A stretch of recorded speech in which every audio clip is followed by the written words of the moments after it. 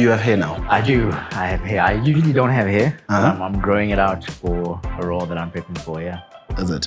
What role is it? Can you say a little bit about it? I can. It's actually a role that... Before you say that, let me intro. Okay. Welcome to the Man Conversations, brought to you by Sorbet Man and GQ. I'm with the man of film, Bohang Moeko. Yes, yeah. Bohang, so you're talking about the role. Can you give a little bit into it? I can get a little bit into it. It's I'm actually working on 2 feature films, and the one that I'm prepping for now is the first one that we're planning on shooting. It's the first project that I'll be producing and acting in. Yeah, I'm working with a really, really good writer to develop these scripts, and the plan is to get it commissioned by Netflix. We already have a great director attached and some talent attached. So yeah, we're in the process of now just developing the scripts to a point where we can get to a final script and then we can go shoot. Yeah, that's really cool. Every time I think of you as an actor, right, you are the rom-com guy. Most of the times. And then on the telenovela on BET, that was totally different. Yeah. Which one would you say you enjoy more as an actor? I would say the role on the telenovela on BET, because it goes against what the typical perception of me is. Yeah. It's a visual medium, right? So it's all about the way you look, and people place you in a box depending on how you look. And so I found that in my career, I was placed in that rom-com, good-looking guy, the good-looking guy, and it's either the good-looking guy is a good guy or the good-looking guy is a bad guy, right? Who like has a bunch of girls or whatever it is. So I found I did those enough, and I was like, okay, I need to break out of that box, and so that role really gave me a chance to show a whole other side of my acting and what I can do. And yeah, I look forward to more roles like that. So tell me about your acting career. When did it begin? So when did you realize that this is something you'd want to do? And then when did you actively go for it? It is so crazy when people ask me that, because I look back now and I remember 2 distinct moments. One was in the second grade when... Second grade? Yeah, one was in the second grade. The first one when the teacher was going around the class asking everyone, what do you want to be when you grow up? And we all had to get on our chair and say, when I grow up, I want to be this and that. So I remember getting up on my chair and saying, when I grow up, I want to be an actor like Will Smith. Yeah. And years went by. And then again, I think high school, maybe it was the 9th grade, around the time when these people come in and you do these tests, and they're sort of like, based on your results, they say, okay, you're suited for this and this. And I don't know what they told me. Like, I don't know what jobs they said I was suited for, but I remember telling that lady, I want to be listen, lady, I want to be an actor. I don't know what your tests are telling you, but this is what I want to do. But for some reason, like, I just never actively pursued it. And I think it's because there was no sort of direct person that I knew who was doing it. And I didn't know how you get from wanting to do this and then actually being on a movie, and there was just no, like, I guess, direct route that I could see. And also, it just never seemed to me like a job. I didn't know you could do this and get paid for it, Yeah, and so then I just looked to sports, because I am a big sports guy, so I wanted to be a professional soccer player at some stage. Yeah, that was a big dream. Yeah, I mean, that was the dream, and eventually came full circle and went back to the acting. That's pretty impressive. You speak of Will Smith. 3 of your favorite Will Smith performances or movies. What are those? Pursuit of Happiness. Why is that? I think that movie, in his performance, he did what I aspire to do in my performances, which is be able to move audiences emotionally. Yes. And that's the power of what we do, and that's the power of film. And that's why I love cinema and film so much. I think it's the greatest art form. It's able to move audiences from all over the world. And I think in that specific movie, he did that. I liked him in Concussion as well. I think he challenged. Really good. I think he challenged himself a lot with that film. And Bad Boys, definitely. Bad Boys Bad Boys is a classic. His career and his performances have been a nice mixture of drama, action, and comedy. Yeah, which are also the things that interest me. And also being someone who came onto the scene as a comedian, to be taken serious for him was actually quite interesting. When you look at that career. Definitely, to make that leap is not easy. How do you prepare for a role? What's your process? Because I always wonder if you're, particularly if you're acting on a telenovela, meaning you're shooting almost every day. How do you get into that role, spend 8 hours, 10 hours, 12 hours, It's different for every role because every role requires something different from you. The one on the last show I did, Ison, which was on BET, he was a very conflicted but also dark character. A dark character in the sense that he was always in a dark place in his own mind, emotionally. So for that, it required music helps a lot because I also find that music evokes thoughts and emotion and imagination. So that works for me. Sometimes it's just putting on the guy's clothes and immediately, like with some characters, it comes like this, like you put on the wardrobe and your posture and your walk changes and you find the physicality of the character, and then that you go from outside in, and sometimes it's inside out. It really varies depending on the character. But like I said, I use music a lot. I use the wardrobe to help me depending on, where the character is emotionally as well. And let's talk about personal grooming, right? You had your touch up earlier and you're wearing a white t-shirt. So every time I see someone who can wear a white, clean t-shirt, I'm like, this person has to be well groomed or love being well groomed. What's your personal grooming routine and why do you think that's important? It's important because, for me, taking care of yourself has always been a priority. Like my mother taught me, a man must smell good, have clean shoes, and have his wallet, meaning he must always have money. So for me, I do it because it makes me feel good. I find that when you feel good, it boosts your confidence. It also it changes the energy that you take out to the world. When you meet people, wherever, whether it's a meeting or whether you are out and about, the energy that comes from you is totally different when you feel good about yourself. That comes from taking care of yourself and feeling like you look good as well. Routine look, it's pretty basic. I make sure that I cleanse my face every single day, moisturize. I don't do the sunscreen, definitely, that's important. So I keep it very basic. Apply like a day cream during the day and then a night cream just before I go to bed. Sometimes I have like an eye cream just for bags and whatever else. And that's about it, Make sure your lips are moisturized as well. You don't want no chapped lips. It's not a good look. So, that's pretty much it. I keep it simple. As I was looking through social media, just looking through you, what's your formula being a person who is in an industry that has all these eyes, a popular industry, but also being able to still be not too much in people's faces? How do you do that? What's that? I post what I want. I never feel any pressure. I come across a lot of people actually in the industry who are in the social media space who feel a certain pressure to post either a certain amount of times a day or a week or to post certain things about their lives. I've never been that person. I don't allow social media to dictate to me. I just use it as a tool as opposed to being used by it. I really just post what I choose to post. And a lot of times it's things that I'm okay with the world seeing, things that I feel are more sacred, or it's just sometimes you in the moment and it's a beautiful moment and we're here and we're talking and we're connecting. I don't need to like grab my phone and have this show everyone that I'm talking to you right now. We're talking and we're having this moment, and sometimes that's just more meaningful than having that posted. I take it as it comes, really. I don't really have a formula. I feel like I want to, then I'll do it. If not, then I don't need to.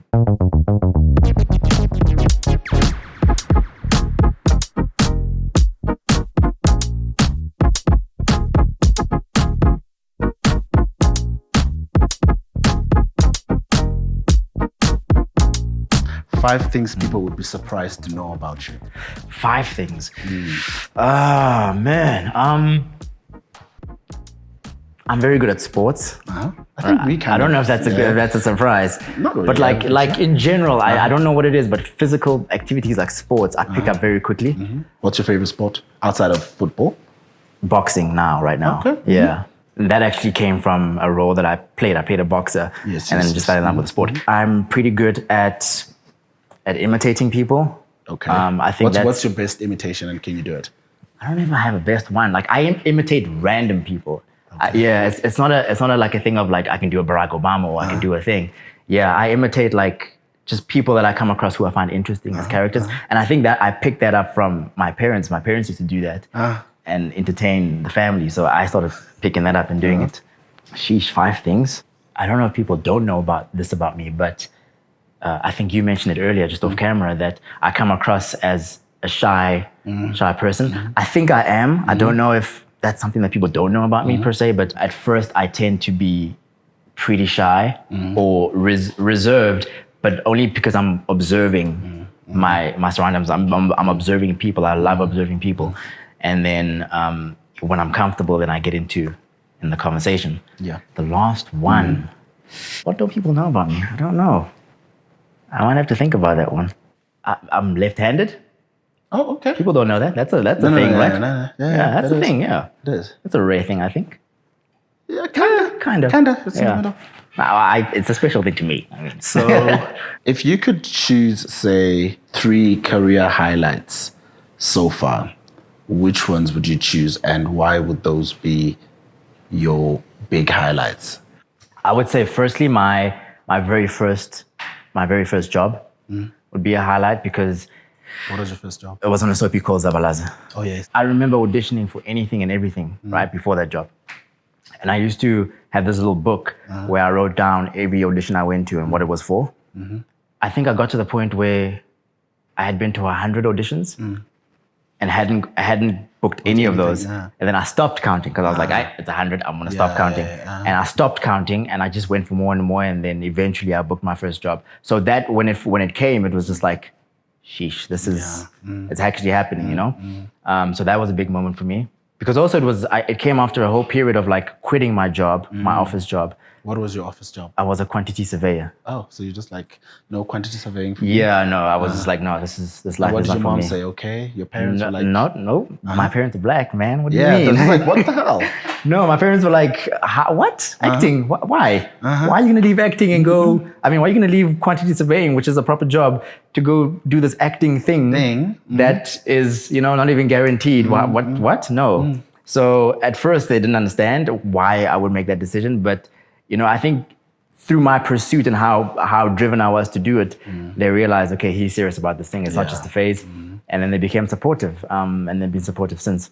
The second one was definitely when I booked my first international job on a show called The Hot Zone. Oh, yeah? Yeah, so that was really cool because that exposed me to what's possible, like the size of those sets, and it's really what I had been dreaming about for a while. So, that was a big moment for me. And I think another big moment is, I would say now, the moment I opened my own production company, it's Moeko Entertainment. So it's a play on my surname. Yes. Moeko Entertainment. So the moment I did that and I said, look, I'm gonna put my career in my own hands to some extent and develop my own content. I think that was a big step for me because it's also something that I had been thinking about for a while and just kept procrastinating. Yeah. So what did you say would be your biggest dream right now? Because obviously I do know that either as you get older or as your life stages change, you have different dreams. But for you, what would you say would be your biggest dream right now? I think my biggest dream right now is still to be an actor. I really want to be in films that are seen around the world. I want to work with the best filmmakers and best actors in the world.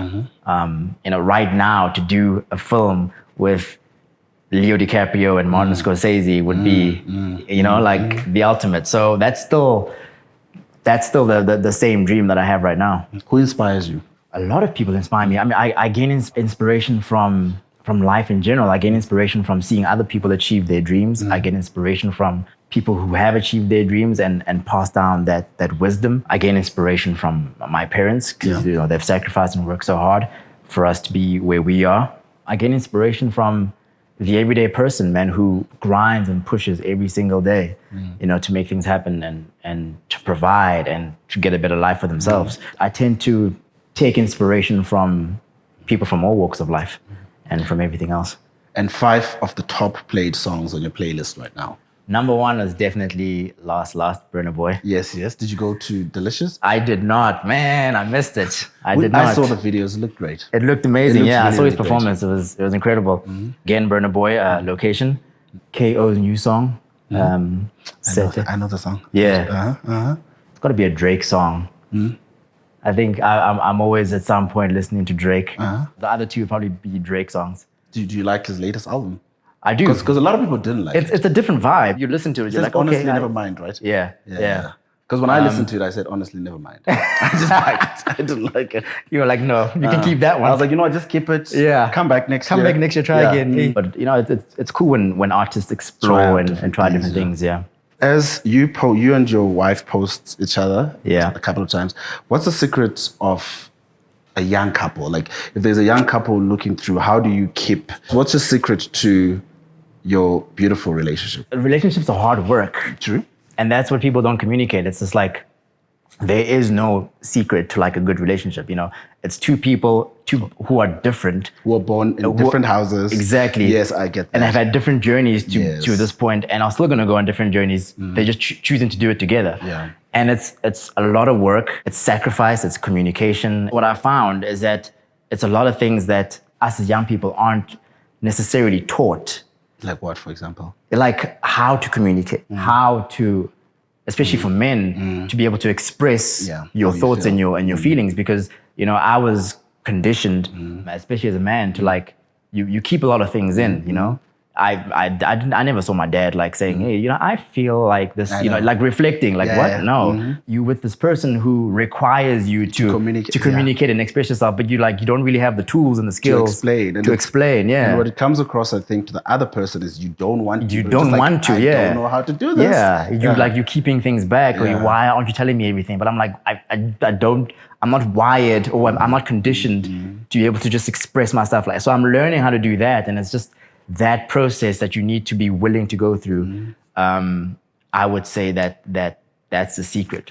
Top 3 favorite movies of all time. You can watch them over and over and over again. One of my favorites is I Am Sam. Oh yeah, that's beautiful. I Am Sam is probably one of my, I've probably watched it like 10 times. Yeah. It's such a beautiful movie. Sean Penn is just incredible. My top 3 would be The Godfather Part 2, Scarface, and The Wolf of Wall Street. If we were to come through to your house on a day where you're not working, what would we find you doing? What are some of the things that you enjoy that take up your time? I watch a lot of movies. Huh? Yeah, I if I could get paid just for watching movies. You watch it to get better, or just you really enjoy watching movies? Both, actually. Both. I've actually become annoying to watch movies with, because I'll often stop the movie and be like, yo, how did they shoot that? How did they film that? Or I'll rewind a certain scene and watch it over 3 times just to see what the actor did in a certain moment, just so I can pretty much steal it, to be honest with you. Like, just like, okay, that was interesting. That look, it communicated so much, and I'm like, okay, cool, I can use that. And I use it both for, getting better as an actor, and also just because I love cinema, I love movies. I think that, obviously, I love going to the gym. I love staying active. So you'd find me doing that. You'd find me eating. I love food. Any kinds of food? I love food. Just give me food. I love your food. favorite food? Okay. At this point, right now, I would say I love ribs. Yeah, I think right now it'd probably be like a nice 0.5 kilogram of ribs. Of pork ribs. Oh. Yeah, juicy, comes off the bone easily. Oh man, you make me hungry just thinking of it. I'm thinking I'm hungry too. I don't like ribs. I'm more of a stew and rice type of person. Yeah. I was actually getting there. Stew and rice at 8 a.m. in the morning. I'm good with that. Oxtail with mash. Oh yes, that's please. Really good. That's really good. Sushi as well is my thing. I love it. Yeah. Yeah. So I love food. And lastly, if you were to look at all the, and you've acted in a couple of movies, right? Yeah. What would you say was one of either the scenes or the role that just was like a big, outside of Isono, was like a big highlight or life-changing in a way for you? There's a very tiny movie I did, actually. And I say tiny because it was like it was a student film, student budget. And I played a guy who suffers from post-traumatic stress disorder. So his girlfriend or fiance passed away in an accident, and when he woke up, his mind couldn't accept the fact that she was gone, so he kept seeing her. He would speak to her as if she's there, like if I'm speaking to you now, and in my mind, you are here. I can see you, I can hear you, and to the guy watching, there's no one in that chair. And it looks like I'm crazy because I'm speaking to myself. And I was like, whoa, like, is that what people in the street do? Because I've seen people in the street like having a full-on debate with no one. That changed the way I view mental illness and what people go through. As small a movie as it was, it really impacted me. Well, thank you. Thank you so much. Thank you. Good. I appreciate you for having me. And that's it. Thank you for joining the Man Conversation, brought to you by Sorbet Man and GQ. We out.